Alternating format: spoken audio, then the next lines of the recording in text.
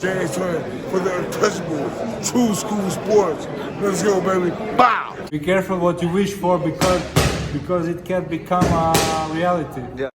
The untouchable True School Sports Empire proudly presents something the boxing games were missing. Hey, what's going on? It's your boy BT, and I came here to talk some boxing with the thousands of True School Sports subscribers. All right, so a real interesting video. I'm actually really excited about this one because this is a rumor that's floating around, and it seems like the rumor has some legs, it has some traction.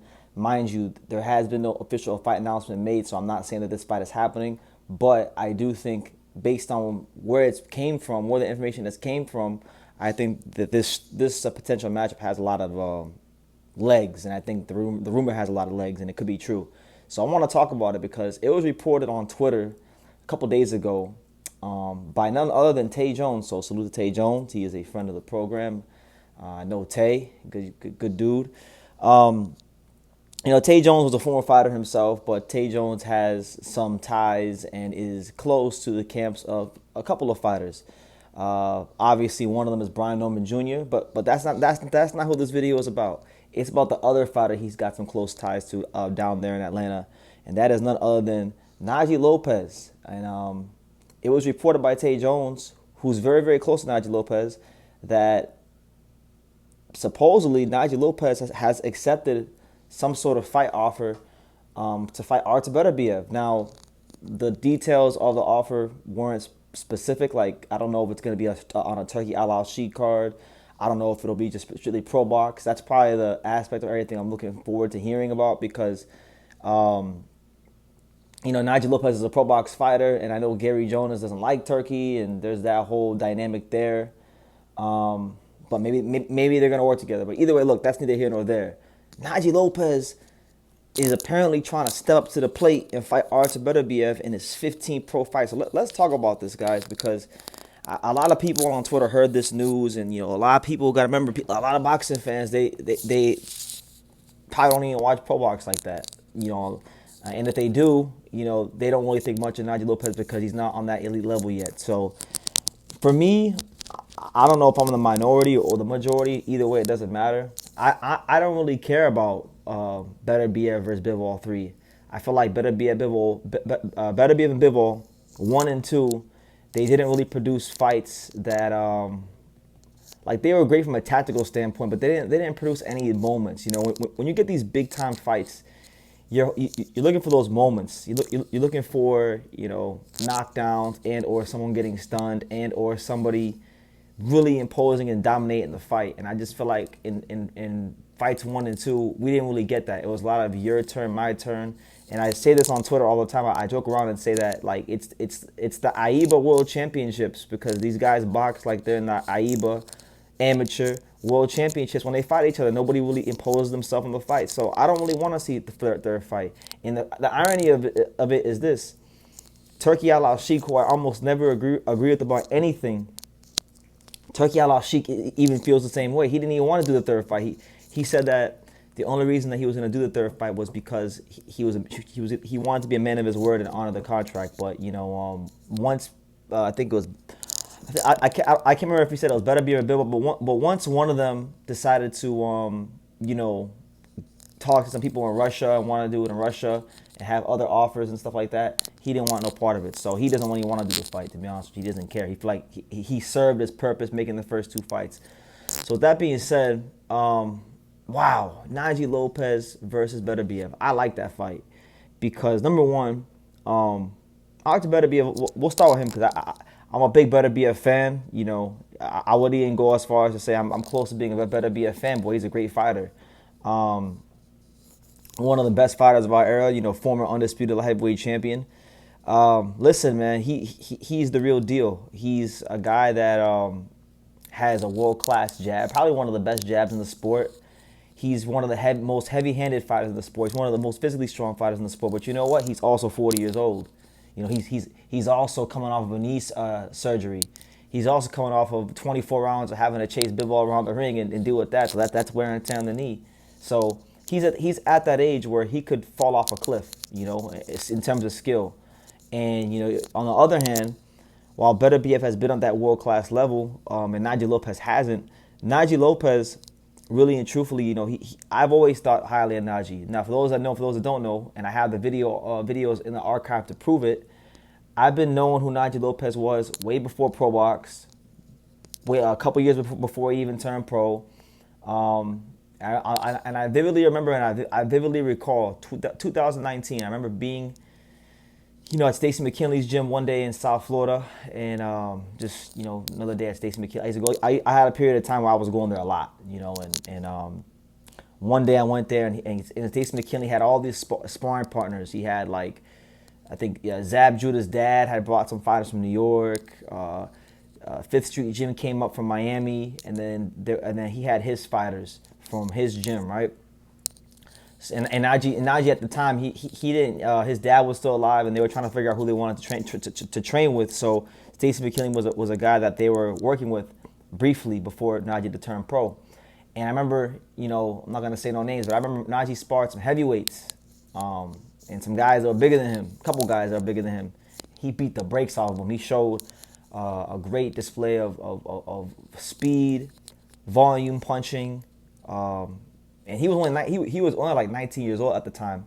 He's 25 now, so he's matured a lot more. He's filled out a lot more since then. So I say that to say that he's matured into a good professional. He only has 55 rounds in his career to this point in 14 fights. He's 14-0 with 11 knockouts. And I've pretty much watched I've watched probably 10 of his 14 fights. And he's had some tough fights. Like he had a fight against Kalani Wheeler, where he got clipped and got buckled. He had the Marcos Escudero fight, which some people thought he lost that fight. But a lot of these fights, I thought they were fights that were good to build him as a prospect. Now, this is a much different level. This is not Kalani Wheeler. This is not Steven Sumter. This ain't them guys even fighting on Pro Box. When you talk about Artur Beterbiev, you're talking about the creme of the creme, top shelf, the best of the best. So I'm happy that we have a really good young fighter like this at 25 years old, which really 25 years old in boxing is not extremely young. So actually right now it's the perfect time for him to take this fight because he's at that age where he's got to step up. Now, could it be too big of a step up because Najee Lopez has not fought anybody in the top 15? I don't even think he's fought anybody in the top 30. But you know what? This is what boxing's all about. It's about stepping up to the plate and showing who you are. And I've got a lot of confidence in Najee giving Beterbiev a really good fight. And honestly, let me see. Well, he's 6'2". Beterbiev's 5'11". So we're talking about a guy that's taller, younger, faster. And as far as power, I mean, he ain't pillow fisted. He knows he's got 11 knockouts in 14 fights, so he is punching like that. He can punch. We'll see if that punch power translates to that world-class level. One thing about Beterbiev is that, as he's shown in his career on a couple of occasions, if you can hit him on the button, you can drop him. Callum Johnson has done that. If you go even further back than that, Jeff Page Jr. has dropped him as well. So he's already been knocked down a couple of times by guys that I would actually argue are either at or below the level of Najee Lopez. So I'm more intrigued about this fight because either A, I'm going to find out that Beterbiev is still really, really good, and he's going to beat a young, undefeated fighter who I think is going to have a bright career even if he loses this fight. Or B, we're going to have a young, emerging American light heavyweight that's ready and here to ascend into stardom in the pro ranks. So what's not to like about the fight? Bivol and Beterbiev aren't fighting because from what people say and from what I've read, Bivol wants to do his own thing, and he was the one that wanted to go the Russia route and kind of dragged his feet. From what Turkey said, he dragged his feet to not get Beterbiev the trilogy fight. So look, if that is really and truly the case, which it sounds like it is, I'm not mad about it because the first two fights weren't all that great.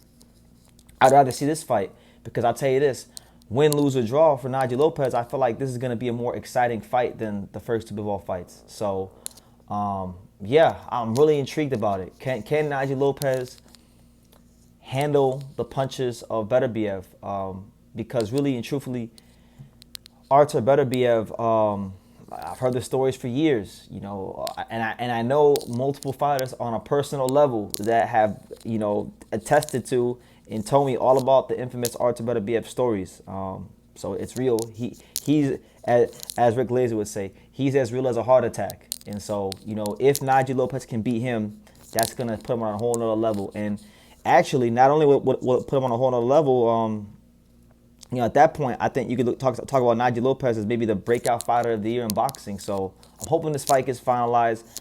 I do see some paths to victory for Najee Lopez. And, you know, Beterbiev being 40 with bad knees, with a lot of wear and tear on the body through the years, it's not to me. I would say Beterbiev is going to open up, and he should open up as at least a 4 or 5-1 favorite. But I could see this being a fight where the odds really are tighter than that. So that being said, I'm gonna leave it at that, guys. We'll see what happens if the fight gets made, but I think it's really an intriguing fight for boxing. So yeah, let me know what you guys think in the comments down below. What do you think about Artur Beterbiev fighting Najee Lopez? Najee Lopez potentially stepping up to the plate and fighting Beterbiev. You know, and I'll leave you guys with this because I know this is a long-winded video, but these are the kind of fights that make great fighters. Like if you look at back in the day, Evander Holyfield fought Dwight Muhammad Qawi, and RIP to the legend Dwight Muhammad Qawi. He fought Dwight Muhammad Qawi in his 12th pro fight. So fighters used to step up to the plate all the time and take these kind of fights. And guess what? Back in those days, they were saying about Holyfield what you guys will probably be in this comment section saying about Najee. Oh, he's too green. He hasn't fought no one. He isn't good enough. This, that, and the third. And you know, he won the fight, and the rest is history. So you don't really know how great a fighter is until they're put under that pressure. So I'm looking forward to finding out, and hopefully this fight gets done. So yeah, leave your comments down below. Make sure you guys take the time to subscribe. And like I say in every single one of these videos, you can love me or you can hate me, but I'm just a kid from Dania. So until next time, take care, guys. Thank you for watching another video on the untouchable True School Sports Empire. For more great boxing content just like this, make sure you guys stay tuned and subscribe. You won't be disappointed.